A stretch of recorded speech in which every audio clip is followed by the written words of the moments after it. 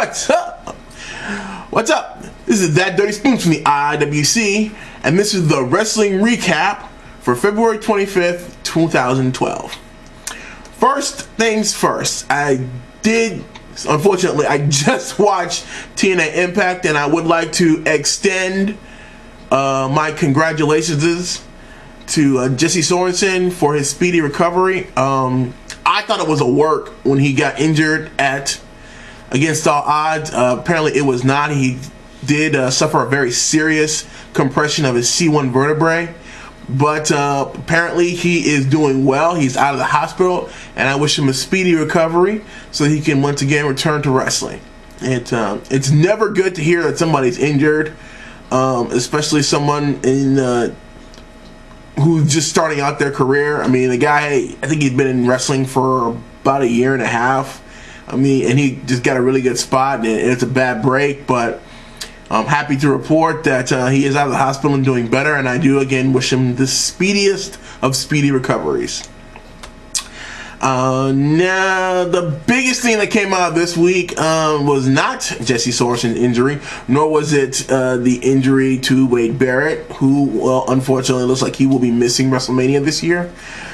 Unfortunately, I gotta say the biggest news was Triple H finally accepted the WrestleMania match with The Undertaker.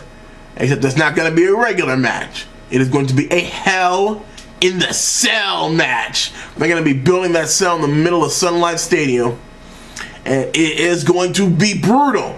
It is going to be bloody. And this is something a friend of mine told me, that this is probably gonna be the last hoorah to the Attitude Era. This is a heavy Attitude Era WrestleMania. If you look, we got Triple H, we got Undertaker, we've got The Rock, Chris Jericho, all in headlining main events. And he was saying this is the last hoorah to the Attitude Era, and it looks like he's going to be right. I don't see how they can't go back to what the Attitude Era was.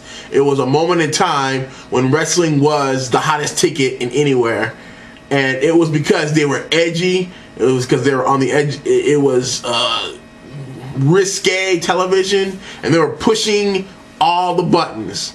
Now you get all those buttons pushed, and you think you're watching the Jersey Shore. I mean, it's something like there's. I'm not gonna say this is not the final frontier, but this is definitely the last hoorah. I have to agree with him. Good call, Bunda. Yes, my good friend Bunda713 was the one who was like calling this the last hoorah to the Attitude Era, and I believe that he is correct. But what a hoorah it is going to be. Also, I'd like to address another interesting note that came out this week's of wrestling.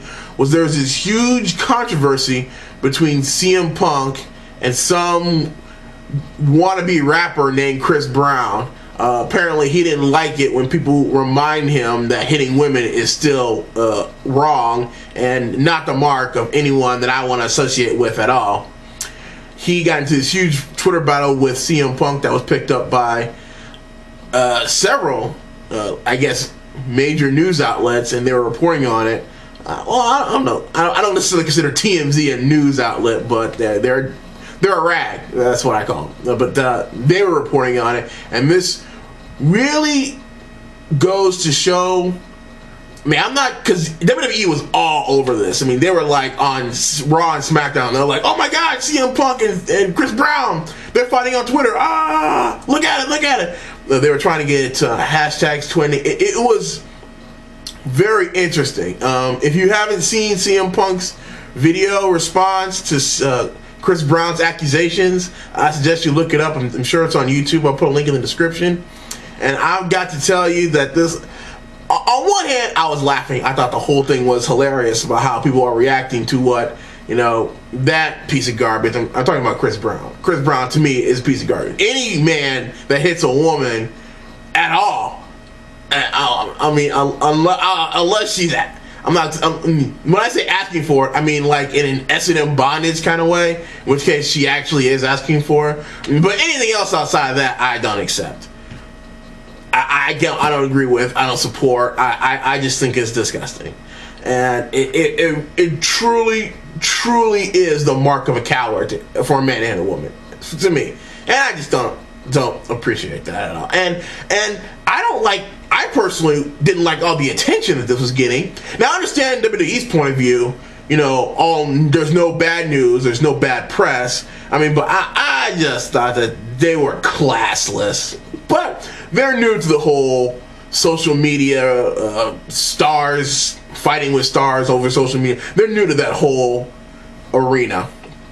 So that happened last week, and hopefully that'll be died down and we can focus on next week, which is what I'm going to close with, because The Rock is coming back to WWE television. The Rock will be on Raw Monday night live from Portland. If you can't catch it, find someone who's going to catch it and hitch a ride, because this is going to be the start of apparently the last hurrah to the Attitude Era. And if you're someone who's my age or about my age in the late 20s, you saw the late 90s, early 2000s, DX, Rocket Sock Connection. Have you seen that? If that was when you became a wrestling fan, then you need to catch everything that WWE is going to be doing for the next 5 weeks, because it is going to be an homage to that period. And I suggest that we all stop complaining, especially I'm in the IWC, so I know what we're doing. We're saying things that we shouldn't be saying. We should only be saying this: yes, yes, yes, this is awesome. This is the wrestling we remember. This is the wrestling that we love. And I'm telling you, if we do that, then we will enjoy the next 5.5 weeks. This has been that Dirty Spoons from the IWC, signing off.